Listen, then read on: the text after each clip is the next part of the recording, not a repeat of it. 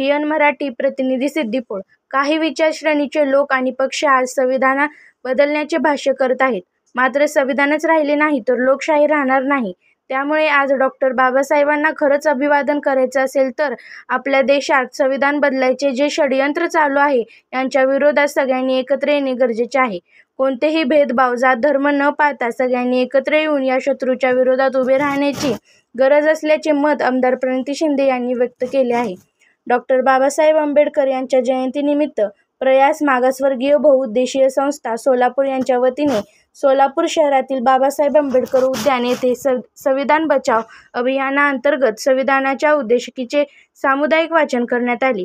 यावेळी सोलापूर लोकसभा मतदारसंघाच्या महाविकास आघाडीच्या उमेदवार प्रणिती शिंदे यांनी उपस्थिती लावत संविधानाच्या उद्देशिकेचे सामुदायिक वाचनामध्ये सहभाग नोंदवावा.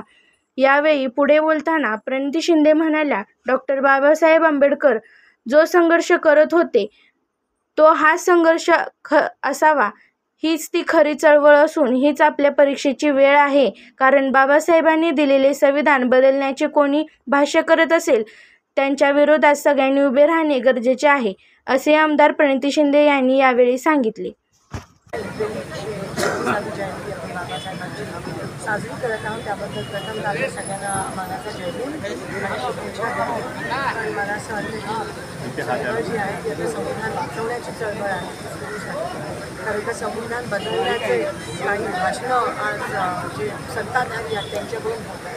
आणि जर कुठे आपल्या देशावर आलं तर आपण सगळ्यांनी एकत्र होऊन संविधान वाचवण्याची चळवळ सुरू केली पाहिजे.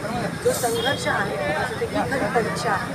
आपण 14 एप्रिल 6 डिसेंबर आपण अभिवादन करतो, पण ही खरी परीक्षा आहे, ही खरी ती वेळ आहे. आणि बाबासाहेब आत्ता आपली परीक्षा घेत आहेत आणि ती कितपत आपण रस्त्यावर उतरून सगळी एकत्रित होऊन जी संविधान विरोधी आहे त्यांच्या विरोधात होऊन आपण संविधान आणि लोकशाही वाचवण्याची गॅरंटीज महिलांबाबतीत असतील, शेतकऱ्यांबाबतीत असतील, युवकांबाबतीत असतील, कामगारांबाबतीत असतील अतिशय चांगल्या आहेत आणि नवीन आहे. महिलांना शेतकऱ्यांना MSPचा विषय असेल, GST रद्द करण्याचा विषय असेल, अनेक असे विषय आम्ही आमच्या मॅनिफेस्टोत आम्ही तळागाळात करून पोहोचत आहोत. आणि एकंदरीत आज तुम्ही बघता की शेतकऱ्यांचा विषय सोलापुरात इतका तीव्र झाला आणि सर्वात ग्रस्त घटक जर या BJPच्या सरकारमध्ये कोणी असेल तर तो आपला अन्नदाता शेतकरी आहे.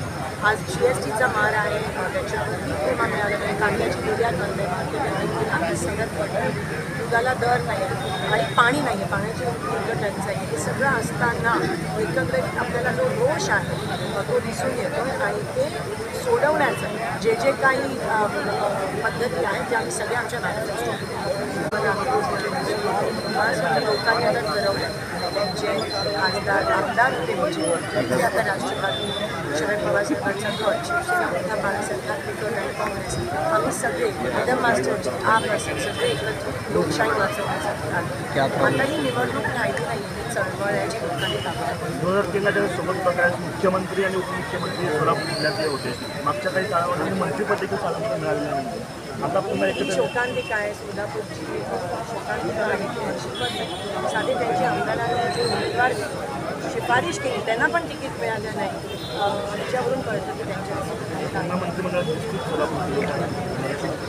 बघूया लोकांवर अवलंबून. पण लोकांचा जसं मी म्हणाली फक्त निवडणुकीत नाही, पण लोकशाही वाचवण्यासाठी चळवळ निर्माण झाली. डॉक्टर बाबासाहेब आंबेडकर